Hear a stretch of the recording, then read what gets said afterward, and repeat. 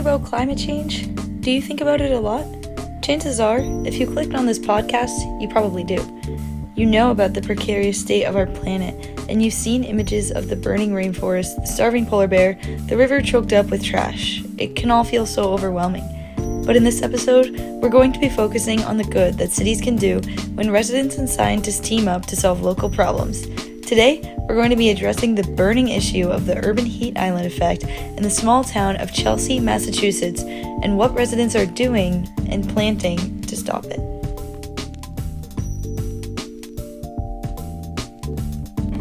I think it's important to begin by talking to the experts first. My good PhD-educated friend Wanya made it all the way from Harvard and carved out enough time in her busy schedule to come meet up with us.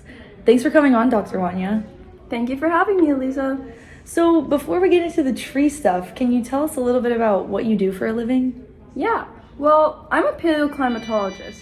I study the effects trees have and have had on climate throughout our Earth's history. With climate change and a lack of trees, rising temperatures and heat stress are becoming more and more of a problem. Oh, and for those of us without a scientific background, can you explain what the urban heat island effect actually is?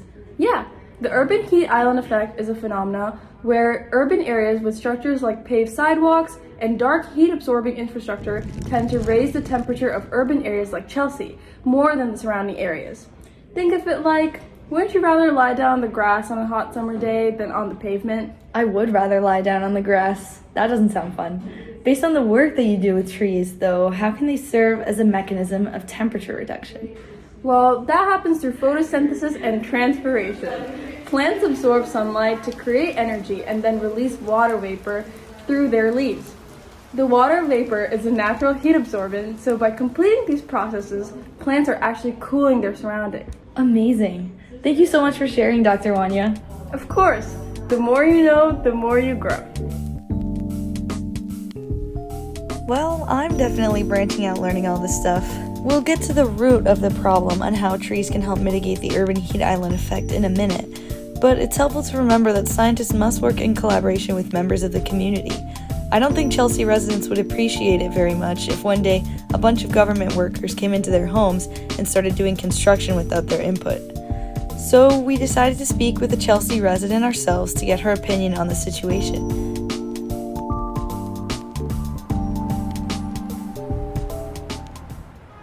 Frederica, it's great to have you. Hello, Lisa. Thank you for having me here. Can you paint a nice picture of Chelsea for us? Yes, definitely. Chelsea boasts a remarkably diverse urban environment that's basically shaped by its vibrant working-class population. The city's landscape reflects a unique mix of industrial grit and cultural vitality, where you can see Salvadoran bakeries, Dominican hair salons, and a steady hum of freight trains near the Tobin Bridge, and they just all coexist within a few square miles. That sounds amazing. Now, why is it that the residents of Chelsea are so much more impacted by warming temperatures than some other Boston cities? Well, the city's working class and migrant majority neighborhoods face temperatures that soar from about 20 to 50 degrees higher than the surrounding tree-shaded suburbs, with paved land surfaces going up to 140 degrees on July days. This level of heat exposes residents to increased risks of heat-related illnesses, and Chelsea's abundance of heat-absorbing infrastructure such as paved surfaces and black rubber roofs makes the city especially vulnerable to extreme temperatures and the urban heat island effect.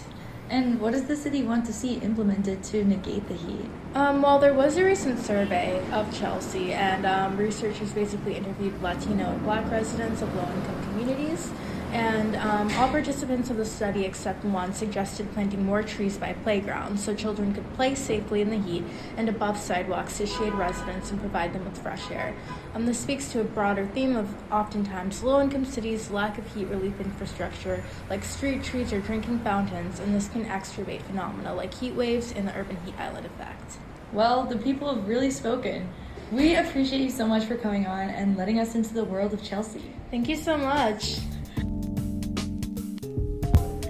Now, the tricky part is putting everything into motion. Lawmaker and sitting Congressman Kai has joined us today to talk about how exactly the implementation of street trees is going to help Chelsea. Welcome, Representative Kai. Thank you for having me.